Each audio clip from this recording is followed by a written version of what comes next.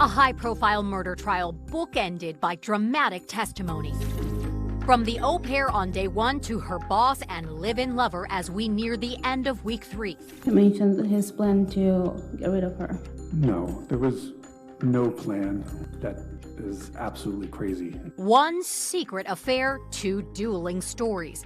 Brendan Banfield told jurors his relationship with Juliana Perez Magalhães was casual and he had no plans to leave his wife. I have had affairs previously, and that there's nothing that changes in mine and Christine's relationship. But the au pair painted a different picture on the stand, saying Brendan promised her a future, a family, and a way out of his marriage. Did he ever talk about the 2 of you getting married or the 2 of you having children? Yes, Do you recall when that talk began? after he mentioned his plan. Now jurors have to decide who's telling the truth. It is week 3 of the au pair affair murder trial, and for the first time, jurors heard directly from Brendan Banfield. He's accused of murdering his wife and luring another man into the family home through a sex fetish website and staging the scene to make it look like a stranger killed Christine. Prosecutors say Banfield carried out his plan with help from his mistress, the family's au pair, but the defense insists Banfield is innocent and say that he desperately tried to save his wife's life and had no plan to leave his marriage.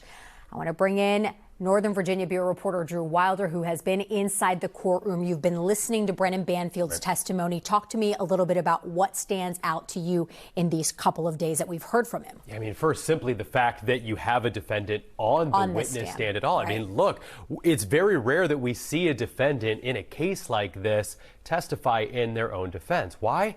Because it's risky. Banfield taking the stand in his own defense, his lawyer trying to paint the picture of this dedicated family man who loved his wife, loved his young daughter. Brendan talked about meeting his wife back in college and says even though there were extramarital affairs from both of them, they were committed to their marriage and they wanted to stay together. For the most part, we were pretty inseparable. We were together from college to our first jobs after college to buying our first house together to marriage. Did you love your wife? Very much. Was she aware of your previous affairs? She was aware of at least 2 previous affairs. Okay, and likewise, were you aware of her affairs? Yes, I was also aware that she had affairs. So Brendan's saying one thing, but it was really what we were seeing in the courtroom, or maybe what we weren't seeing in the courtroom, that probably stood out the most. There was no emotion as the testimony went into his wife's death, including the gruesome account of Brendan putting his hands on Christine's gaping stab wounds back in February 2023. He appeared cool, calm, collected on the stand. It's not exactly what you would expect from someone who claims that their wife was brutally murdered right in front of their own eyes. From there, testimony turned to Brendan's affair with the family's au pair, Juliana Perez Magalhães. He says Juliana came on to him, talking about her dating profile and the type of men that she was interested in. She was described people that she was interested in, people that were taller, people that were older, and it appeared to me that she was, along with the photos, the screenshots that she had shown me of people that she had matched with, that she was basically describing me. I did not stop her advances. Also indicated to her that I had previous affairs, and that really this was just an affair. All right. We want to bring in NBC News legal analyst Kristen Gibbons-Fetting, because Kristen, I think there's something to make of Brendan's demeanor kind of throughout, but even in that soundbite, right? The way he almost kind of lights up when he's like, she was describing me, wasn't she? Right. He's proud of that. These are 2 different stories, or 2 different ways that you see Brendan Banfield in the courtroom. I mean, you see the way that he is when he talks about his wife, Christine, and then you see the way that he is when he talks about Juliana. And we're not the only people that have taken note of this. I mean, the comments in our live stream and our blog have been all about this, Kristen. Yeah, and not just the commenters, not just us, but the jurors. The jurors are what noticed this as well, and it's the contrast. You know, what you see is when Brendan Banfield talks about Juliana, he's animated, he's confident, he's even smirking at times, as you can kind of see, you know, in these various pictures.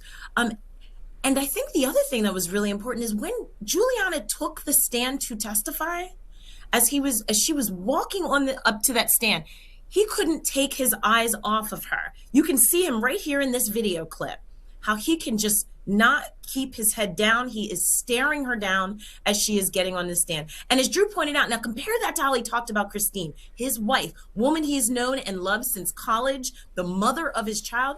His tone was flat. It was controlled. It was emotionally distant. And, you know, the jurors noticed that emotional imbalance in his demeanor. And it doesn't come across as grief. And that is not a good thing because it comes across as calculated, and it made him look like someone who was managing a narrative, not mourning a loss. Yeah, Back to you two. Huge points, Kristen. Thank you so much. There were some huge moments in court today, especially when the prosecution cross-examined Brendan Banfield. The au pair Juliana Perez-Miguelia said that Brendan wanted to get his wife Christine out of the picture, but denies that in the very next breath. He's talking about how he's telling the au pair that he was in love with her and he couldn't live without her. Now remember, he testified that when he and Juliana started sleeping together, he told her not to take it seriously, right? This was just an affair, he said.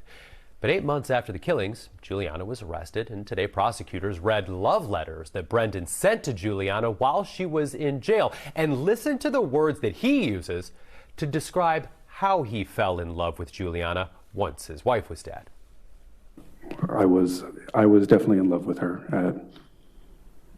Definitely starting in the summer of 23. Oh, okay. So it was just before she was arrested that you were fully in love with her? Well, that's when we had an opportunity to actually have a bit of a relationship. With other points were obviously very separated. I mean, I was still working a lot. Christina was obviously still around. That language Christine there. was still around. I mean, it's cringeworthy. They finally had the opportunity, he said. Christine was still around, so now they had an opportunity to kind of develop this relationship. I mean, the language that he's using there really only says one thing. I mean, Brendan was on the stand for several hours. I think he only referred to Christine as his wife maybe twice. And as we've mentioned, he never seemed emotional when he was talking about the death of his wife. And you have to believe that the jury's picking up on all this too. Kristen, I appreciate you staying with us. I want to go back to you. What did you think of the prosecution's cross-examination? Because, I mean, they brought receipts, notably those jailhouse letters that Drew just mentioned, one of them to the tune of 14 pages in length, Brendan professing his undying love for Juliana, and even talk about baby names. Yeah, Erica, you're so right. They absolutely brought receipts. They were effective and they were subtle, right? The prosecution didn't have to make much argument. They really just framed the evidence and allowed him to walk into his own, what I would say, conviction, because I thought it was so powerful. The letters, the emotional dependence, even the discussions about a future.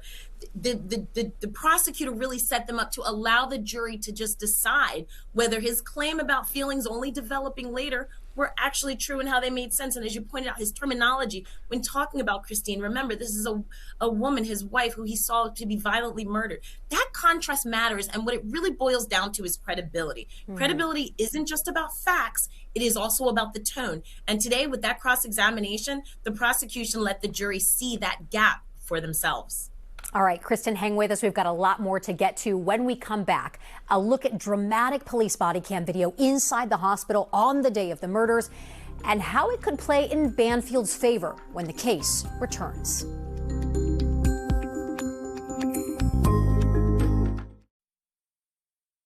Inside the hospital room when Brendan Banfield finds out that his wife has died. And that is because we have this rare access to cameras inside the courtroom. We're going to play this police body camera video for you.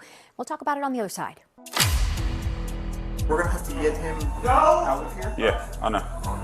Can you give him a second? Don't touch anything else. Newly released body camera video shows accused killer Brendan Banfield inside his Herndon home just after the brutal death of his wife, Christine, and another man, Joseph Ryan. Knife's there, guns are on the bed. The video follows Banfield as police escort him out of the house and into a waiting ambulance. Were you hit with anything? A knife, anything? No, I took the knife from him. Okay. All right. So you're not hurt anywhere. Is that not your blood, correct? From there, video shows Brendan en route to the hospital emergency room where he learns his wife has died. One of the doctors here. Your wife has died. Yeah. You were there, and it sounds like there was a lot of blood loss. Yes. And so I think that she died of blood loss. Her airway was actually okay. I'll call the medical examiner, of course, and we'll do an autopsy and make sure we know for certain. Banfield breaks down sobbing as he hears the news back in February of 2023.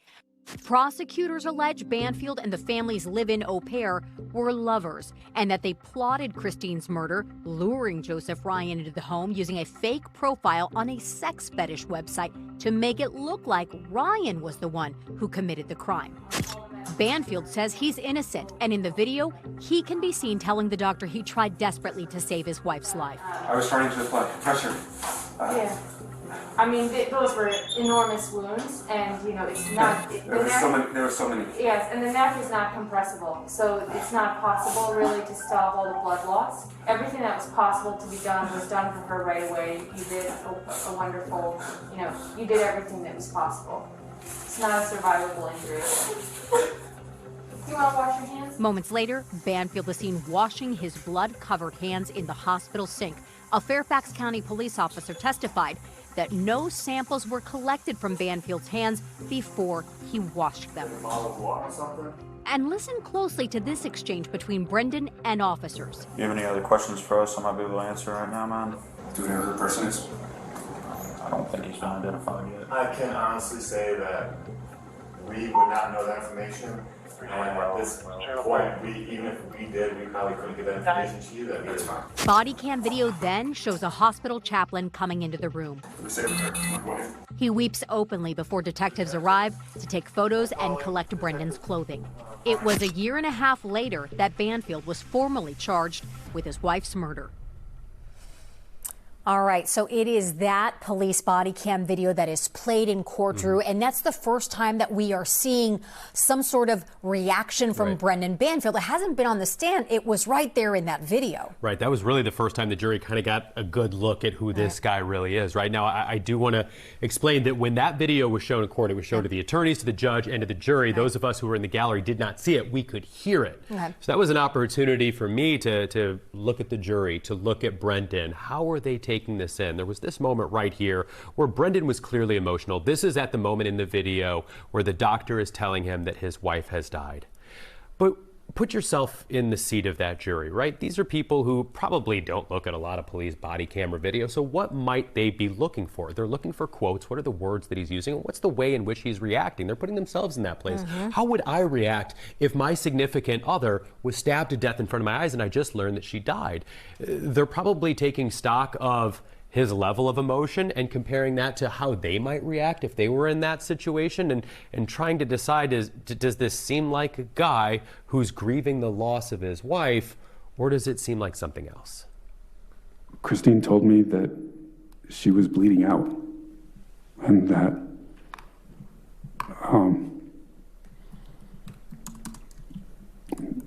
she was sorry and that she loved me. All right, let's bring back our legal analyst, Kristen Gibbons-Fedden. Kristen, the body cam video that we saw was presented by the defense. It wasn't the prosecution who brought this into play. So why do you think they thought that it was important for jurors to see this? Whenever body cam footage like this is utilized, it is used to humanize Brendan Banfield. Keep in mind, the prosecution has painted him as a mastermind, as a criminal mastermind. But when the defense brought this in, they brought it solely to make him seem like, I'm just a human being. I lost my wife, showing that raw emotions, what happened at the scene. Do I think it was as effective as it could have been? Potentially. The jurors got to see some raw emotions. But overall, did it give an innocent narrative? Probably not, for the same reasons Drew mentioned earlier. You know, one of the other big questions that I have in this is that if Brendan Banfield were having an affair, and only an affair as he has told the court, how do he and Juliana wind up at a gun range together? And not once, but twice, right? And this was just months before the murders. Brendan tries to answer that, and so did Juliana. So let's play this exchange and let you hear them in their own words. Did the defendant tell you why he wanted to return to the firing range for that second visit? Yes. And why was that? That's in case I need to use it if something goes wrong. I mean, there was no plan at this point when we had gone to the range. There was none of the suspect email account. There was no FetLife account. There was no Telegram messages. None of that existed at the point that we went to the range. Did you ever create any sort of a plan with Juliana?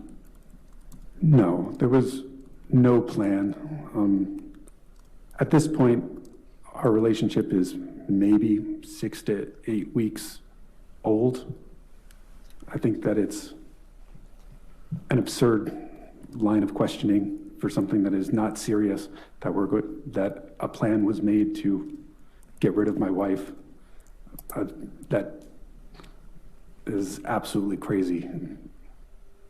So Brendan's taken Juliana to the shooting range, as you mentioned, not once Right. but twice, showing her how to learn a gun. He's saying, look, this is just a work thing. He has to go a few times a year for training. He has to get recertified because remember, he at this time is a law enforcement agent with the IRS. And he said, look, Juliana wanted to tag along. It was an opportunity for them to hang out together outside the house. They went twice. They went in October and they went again in December of 22. This is just a couple of months before Christine's murdered. Brendan also said in the same breath as all of that, that despite all of his training and his certification, he is a federal law enforcement officer. He told the jury that he's not a good shot. He said that he's never been more panicked in his life when he was in the room the day of the murders and he's holding the gun, pointing it at Joseph Ryan. He was scared to pull the trigger because he didn't want to hit Christine. And when he claims Joseph Ryan was attacking her at this time, is why he's not shooting. But he also says that that was his first time that he'd ever shot anybody. And, you know, the defense spent 2 days with a private forensic expert talking about the digital evidence, right? They talked so much about this in their opening statements, trying to show that it was Christine who created an account on a sex fetish website, that it was Christine, they said, who invited Joseph Ryan to the house to fulfill a rape fantasy. The prosecution, however, quickly poked a hole in the days-long testimony, highlighting that Brendan's devices may have been away from the home on occasions when the site was being used, but that they couldn't account for Juliana's devices at the same time. In fact, the only time that we learned that the sex fetish website wasn't accessed was when both Juliana and Brendan were away together, having an affair on a trip. And you can't say who was in control of either device. All you can tell us is what the devices are doing. Correct? Correct. Okay. Did you notice that on January 13th and 14th, there was no activity on FetLife or on Telegram while Juliana and Mr. Banfield were out of state?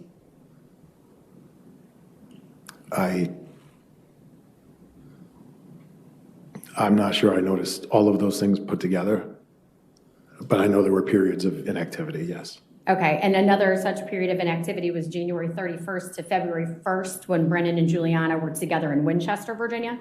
That I am more familiar with, yes.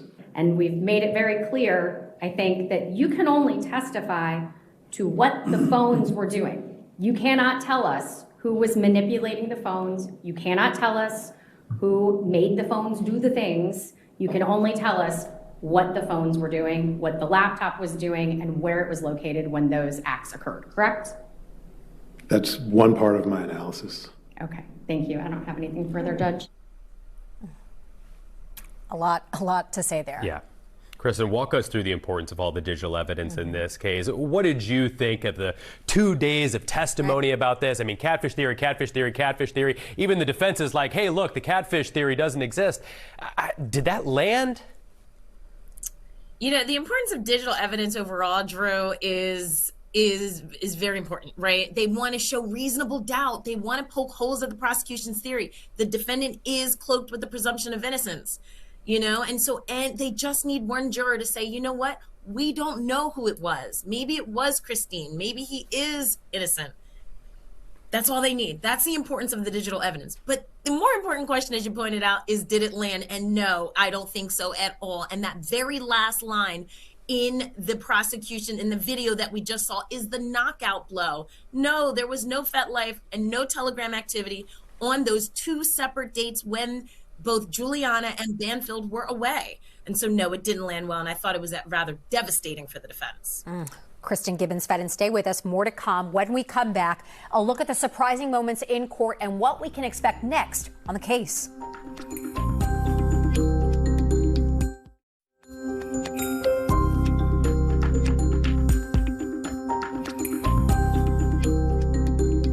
Week 3, it started fast, it ended fast. We had a snowstorm impact. Drew, I want to start with you first. What stands out in this testimony?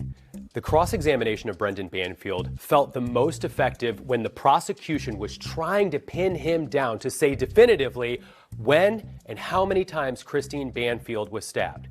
He couldn't give a good answer on that, and that would be something that you would expect him to be able to answer definitively if things played out the way he says they did.